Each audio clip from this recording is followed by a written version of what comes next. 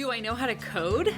Let me ask you a question. Everything has to stop. What because is- most of this Right, code it's like you Sure, pushed you're up probably and looking for then some pushed sort of up fancy and programming then yesterday. Is there an issue with that? I just violated using AI.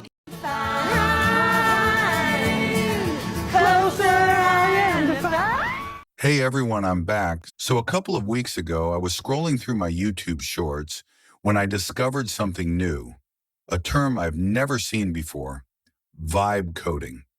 So vibe coding basically consists of hooking up Neuralink, which we've already spoken about a couple of times here, to your cranium, remove the brain, and let the code write itself based on your emotions, which I think is What do you mean it's not that? What else could it be? Oh, you want me to Google it? Alright, let's see. What do we have here? vibe coding refers to not the way the code is written, architecture structured, and threats minimized, but rather the overall atmosphere of the code and its vibes, so to say. So if you're a designer, for example, you could literally make the AI create a potentially interactive demo for your boss, CEO, the board, or any other share and or stakeholders. With such an innocent sounding name, developers all over the world have taken a glance at it and can't help but feel curious. And that also includes me. Apparently, it's supposed to embody the aesthetic and emotional aspects of code rather than adhere to a strict, rigid hierarchy of conventions imposed by an external organization.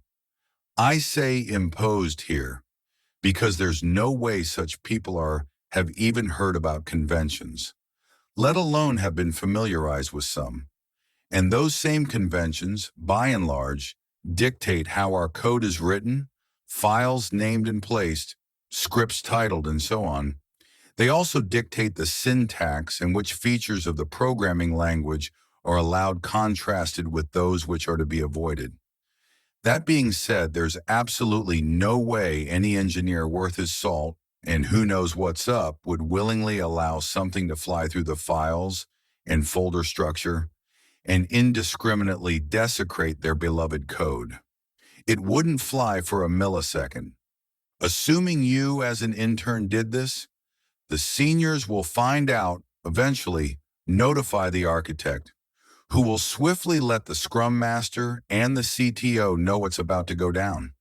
The commit will be scrutinized, the PR frozen, and you just got yourself a shiny new rework job.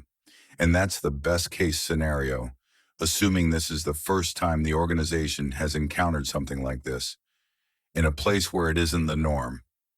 Nah, the worst case scenario goes something like this. You will create a functional and working application using the AI pipeline of your choice. Yay!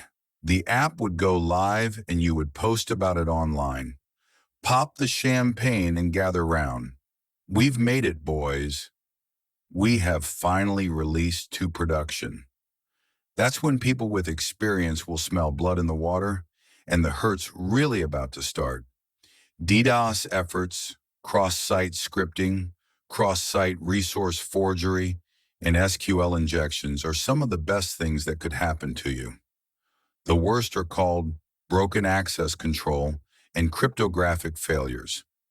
Since I'm not in cybersecurity anymore, I won't be explaining these things, so pause and have a quick read. And there are some things that AI does by default just to ensure that the code would run in dev. These would most usually be overly permissive roles, but neglecting to validate user permissions is arguably even worse.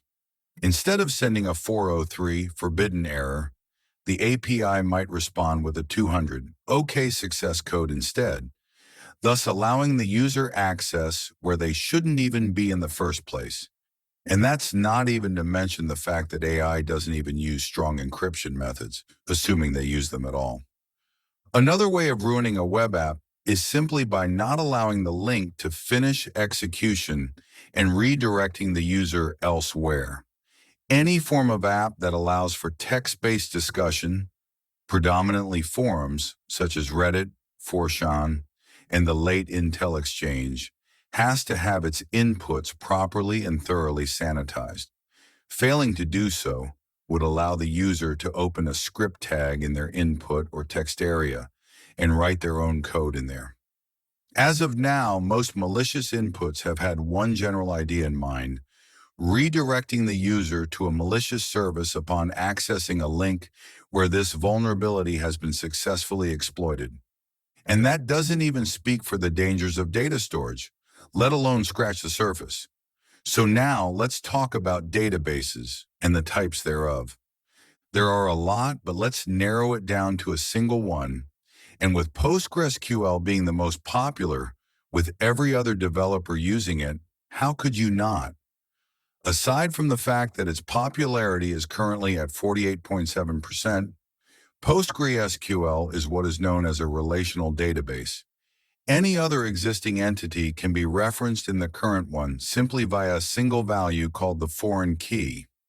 Getting data out of these bases isn't a trivial matter, given the fact that an entire language that simply goes by the name of SQL had to be developed to do so.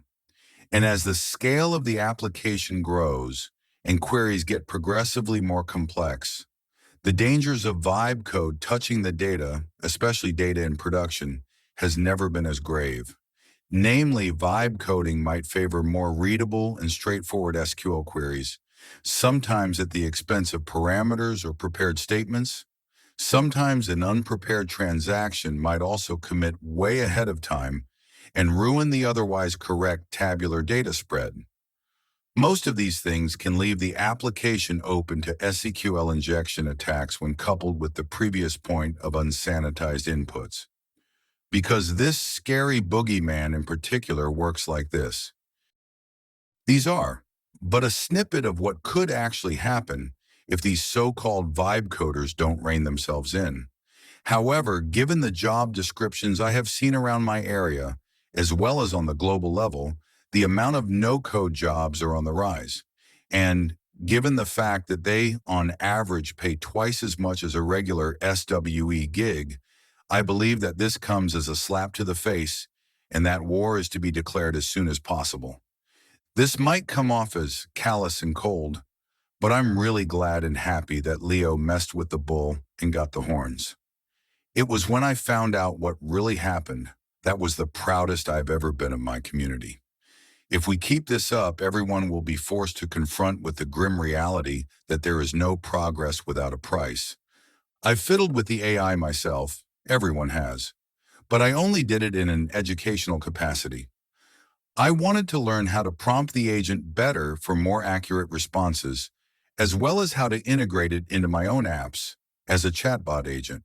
And while it was fun for a while, it gets stale as time goes on. In summation, while everyone keeps saying that AI will replace software engineers, the truth is that we're the same people who are going to get hired 5 years down the line, just to fix the mess those free interns caused with all of their correspondence with the OpenAI servers. Hold me to it, for in this amount of time, or maybe even earlier, jobs with these descriptions are going to pop up. That is, of course, if those companies hadn't yet sunk into oblivion. Do not fear change yet, because if you can learn, you can adapt. And if you can adapt, you can overcome all the trials and tribulations laid out before you. Stay strong, amass some savings, move to where it's much cheaper to live, and then save some more.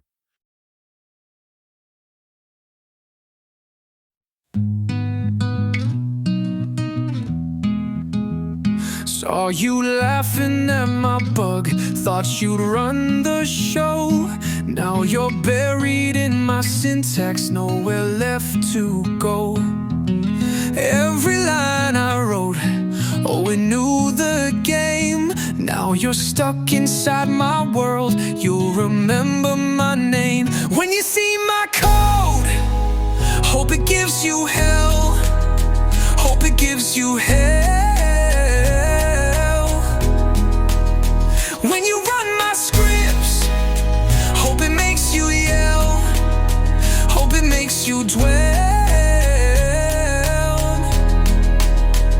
If you find the error, you can ring that bell.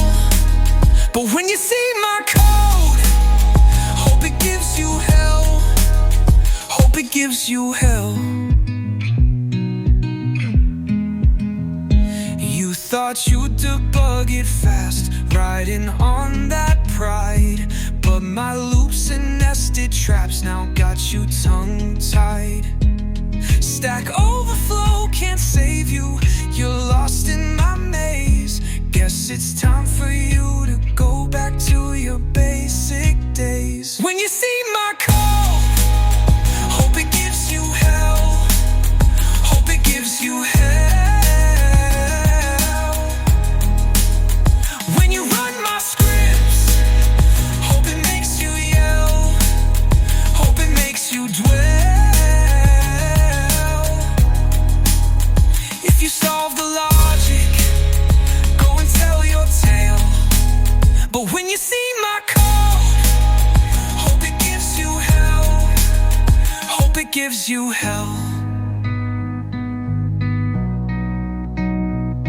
Now the tables have turned, the console don't lie. Your smug little smirk is kissing goodbye. You called me a rookie, but I wrote this spell. When you see my code, hope it gives you hell. When you see my code, hope it gives you hell. Hope it gives you hell. When you run my scripts, hope it makes you yell. Hope it makes you dwell. If you crack my puzzle, put it on the shelf. But when you see my code, hope it gives you hell. Hope it gives you hell.